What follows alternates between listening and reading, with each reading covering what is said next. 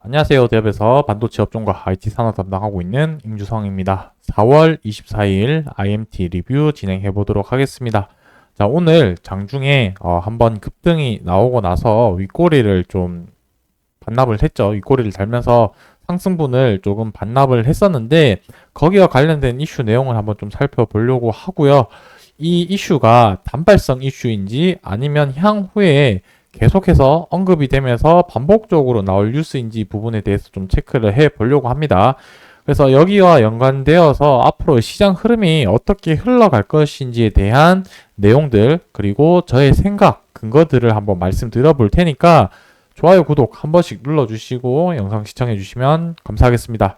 마지막으로 앞의 내용들을 근거로 해가지고 이제 향후에 어떤 식으로 흘러갈지, 그러니까 상승을 하면은 어떤 구간에서 저항을 받을 가능성이 있는지, 반대로 하락을 하게 되면은 어떤 구간에서 지지받을 수 있을 가능성이 있는지, 양 방향성에 대해서 모두 한번 말씀드려 볼 테니까 계속해서 시청해 주시면 감사하겠습니다. 먼저 오늘 상승 이슈부터 한번 체크하고 넘어가 보도록 하겠습니다. 자, 관련된 내용을 한번 좀 살펴보자면은 IMT가 이제 삼성전자 AMD 4조 규모의 HBM을 공급을 한다. 그래서 세계 최초 HBM 건식 세정 장비 개발에 부각이 되었다라는 부분인데 뉴스 기사를 좀 잘 정확하게 좀 파악을 해야 되겠죠. 어떤 부분이냐면은 IMT가 HBM용 건식 세정 장비 개발이 부각이 되었다라는 부분에 대해서는 기술 개발된 부분은 예전부터 좀 반복이 됐었습니다. 아무래도 실질적으로 그 뭔가 100% 수혜를 받는다라고 한다면은 뭔가 새로운 사실이 발생이 되거나 직접적으로 실적과 연관이 되었을 때 그 뉴스 기사가 호재거리로 작용을 하지, 지금 이 단순하게 이 내용으로만 봤을 때는 예전 뉴스 기사를 가지고 한 번 더 우려먹는 그런 기사에 가깝지 않냐라고 좀 생각을 하고 있습니다. 아무튼 삼성전자가 AMD에 HBM을 공급을 하는 내용과 그 다음에 IMT가 HBM용 건식 세정 장비를 개발한 내용은 어느 정도 연관은 있지만 직접적인 연관 내용은 아니죠. 이 내용이랑 이 내용은 좀 별개의 내용이다라고 이해를 해 주시면 좋을 것 같고, 여기와 내용 관련해서 좀 말씀을 드리자면은 IMT가 이 HBM용 건식 장비를 만들었다는 것은 이제 CO2 이산화탄소로 이용을 해가지고 청소를 하는 장비를 만들었다라고 보시면 될 것 같습니다. 자, 그래서 이 CO2 같은 경우는 1세대, 2세대, 3세대 형식으로 이루어져 있고요. 이 부분은 제가 다음번에 또 자세하게 한번 설명드릴 텐데 한번 좀 짚고 넘어가자면 1세대 같은 경우는 필렛 클리닝이라고 해가지고 액체 CO2를 이제 분사시키는 거라고 보시면 될 것 같습니다. 그래서 필렛 분사하여서 표면의 이물질을 제거하는 부분이라고 생각하시면 될 것 같고, 그러니까 넓은 범위에 이제 뭐 중공업이나 항공 분야에 좀 사용을 된다라고 보시면 될 것 같습니다. 그래서 2세대 같은 경우는 스노우젯 클리닝이라고 해서 액체 CO2를 노즐에서 바로 분사시켜서 바로 분사시키다 보니까 이제 정밀 제품에는 사용하기가 좀 어렵다는 부분. 왜냐면 드라이 아이스 온도가 영하 78도로 해서 노즐 주변에 결로가 발생이 되기 때문에 이러한 부분들을 정밀 장비에는 사용하기 어렵지만 IMT에서 개발한 제품 같은 경우는 이제 마이크로젯이라고 해서 초정밀 제품에도 사용 가능한 그런 장비를 만들었다라고 보시면 될 것 같습니다. 그래서 여기서 이 IMT가 왜 주목을 받고 있느냐라고 말씀을 드리자면은 HBM 같은 경우는 D램을 이런 식으로 수직으로 쌓게 되는데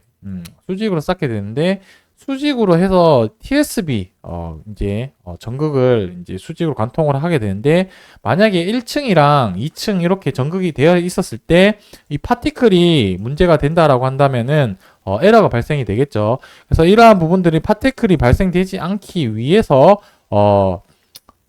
청소를 해주는 게 무엇보다 중요한데, 이러한 파티클 문제를 해결을 하면서 청소를 할 수 있기 때문에 IMT 장비가 좀 더 부각을 받고 있다라고 이해를 하시면 될 것 같습니다.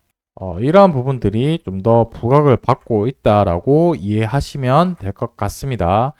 그러다 보니까 이 뉴스 기사 같은 경우는 결론을 정리를 하자면 지금 이전부터 반복되었던 뉴스 기사라고는 할 수는 있지만 실질적으로 기술성이나 매출에 대한 기대감은 충분히 있는 상황이기 때문에 이 부분이 실질적으로 뭐 납품을 했다, 계약을 했다라고 했었을 때 주가가 좀 강하게 상승할 수 있는 재료다라고 이렇게 좀 정리를 하고 넘어가도록 하겠습니다. 지난번에도 말씀을 드렸지만 앞으로의 시장 흐름이 좀 중요한데 제가 생각하는 시장 상승의 흐름은 6월에서 7월 정도로 예상을 하고 있습니다.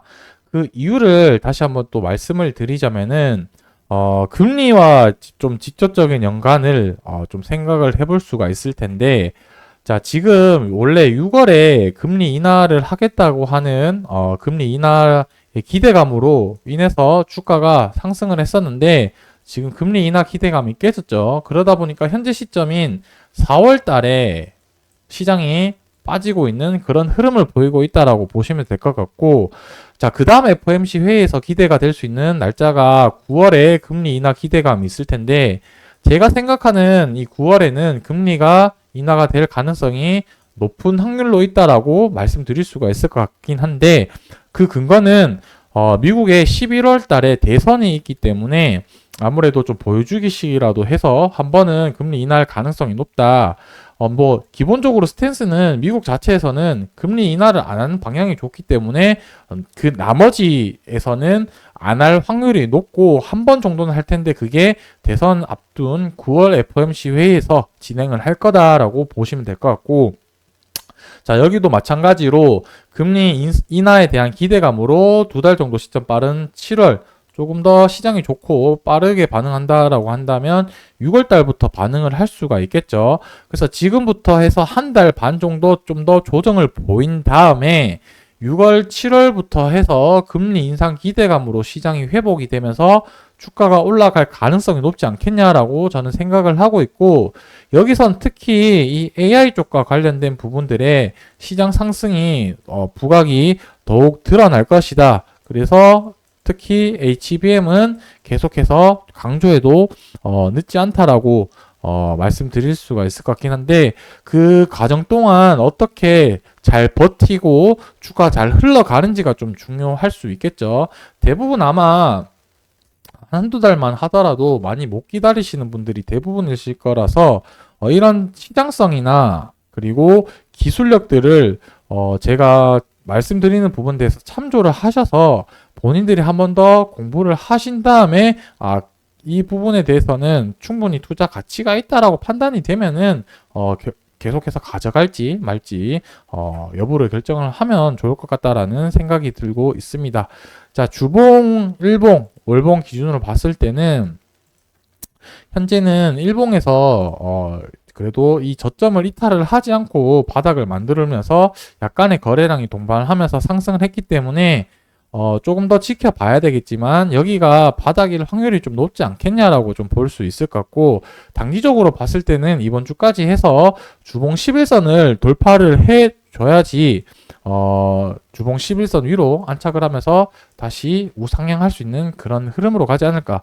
그래서 오늘 일봉의 윗골이 닿는 부분은 결국에 시간이 지나면서 이렇게 봉인 캔들로 채워질 가능성이 전 높다라고 생각을 하기 때문에 오늘 윗골이 반납한 거에 대해서 너무 실망하지 않아도 좀 더 지켜봤을 때 상승할 확률도 있기 때문에 한번 좀 지켜봤으면 어떨까 싶습니다.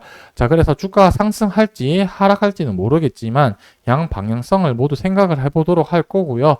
상승을 한다면 물론 여기 이제 위에 있는 20일 이동 평균선에 저항받을 가능성이 높죠. 지금 또 이번에도 20일 이동 평균선에서 저항을 받았고 반대로 하락을 하면은 이 전저점 부근 라인들에서 지지해줄 가능성이 높으니까 각각 기준에 대해서 한번 어떻게 가격이 움직이는지 지켜보면서 계속해서 모니터링하고 여러분들에게 투자에 필요한 정보 전달 드릴 테니까 좋아요, 구독 한 번씩 눌러주시고 지속적으로 영상 시청해주시면 감사하겠습니다. 오늘 영상은 여기서 마무리하도록 하겠습니다.